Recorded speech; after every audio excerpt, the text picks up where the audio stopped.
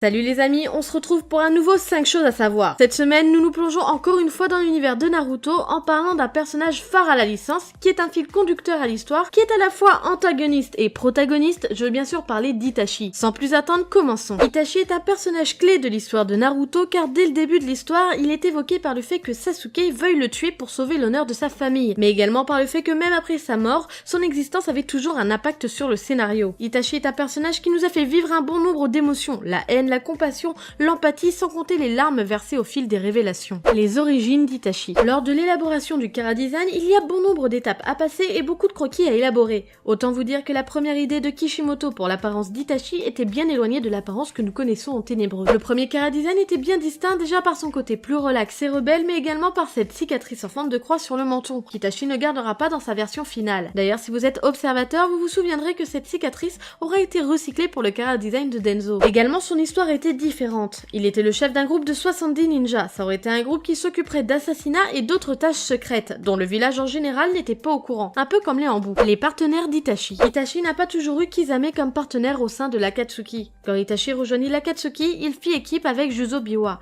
l'un des 7 épéistes de la brume et le propriétaire de Kubikiri Bosho, qui sera plus tard l'épée de Zabuza. Son partenaire décédera lors d'une attaque menée par le 4e Mizukage, Yagura. Par la suite, Itachi se retrouvera à faire équipe avec Orochimaru, mais ce fut de courte durée car ce dernier tenta de prendre possession du corps d'Itachi sans grand succès. Il quitta l'Akatsuki à cause d'Itachi et celui-ci rencontrera par la suite son dernier partenaire, Kisame. Itachi n'était pas le plus puissant des Uchiwa. Itachi était peut-être le membre le plus respecté du clan Uchiwa en termes de capacité de combat, mais il n'était pas le plus craint. Shisui Uchiwa pourrait être le membre le plus puissant du clan à avoir existé. C'est dû à la capacité de Shisui à utiliser une technique appelée Kotama Tsukami. Elle permet d'utiliser un genjutsu si puissant qu'il agissait comme un véritable contrôle mental. Kotama Tsukami peut influencer les esprits et leur donner de faux souvenirs et de fausses expériences. Denzo a volé l'un des yeux de Shisui avant sa mort. Shisui donna son autre œil à Itachi puis se suicida dans l'espoir de réveiller le Mangekyo Sharingan d'Itachi. Itachi se droguait. Ce n'est un secret pour personne, Sasuke ne le doit pas à sa force d'avoir réussi à vaincre Itachi mais parce que celui-ci était gravement malade. D'ailleurs, Zetsu remarqua que les mouvements d'Itachi lors de son combat final avec Sasuke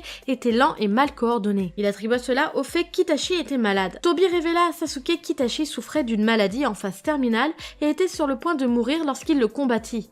Il affirma qu'Itachi utilisait les médicaments les plus puissants disponibles pour rester en vie. Plus tard, Sasuke découvra le médicament utilisé par Itachi et retrouvera la source où se fournissait son frère. Itachi s'était lié d'amitié avec deux frères qui fabriquaient un médicament puissant qui était également un médicament hautement addictif. Itachi, l'ange de la mort. En effectuant le massacre de son clan, Itachi a non seulement veillé secrètement sur les intérêts de Konoha, mais il a également agi en tant qu'agent double pendant son séjour à l'Akatsuki. C'était une mission très dangereuse, qui impliquait qu'il soit examiné par d'autres ninjas aussi puissants que lui. Il a achevé cette mission sans éveiller les soupçons. Plus tard, Tobi révéla qu'Itachi a tué tous ses amis et membres de sa famille, ainsi que son amour, ce qui a suscité de nombreuses spéculations sur son identité. Quand Naruto fut terminé, nous n'avions toujours rien appris sur l'amour d'Itachi. L'amour d'Itachi s'est révélé être Izumi Uchiwa. Elle était un autre membre du clan Uchiwa qui s'était passionné pour Itachi pendant la majeure partie de leur enfance.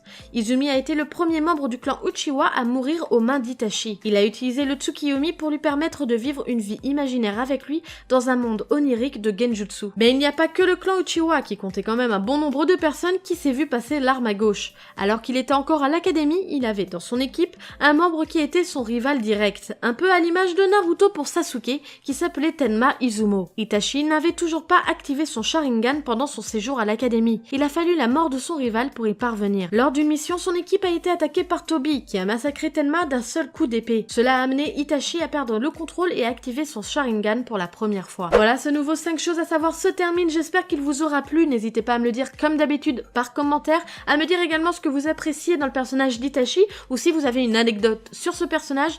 Likez et partagez la vidéo, ça me fera super plaisir et surtout abonnez-vous à la chaîne si vous ne l'êtes pas. Sur ce, moi je vous laisse à la semaine prochaine. Tchuss!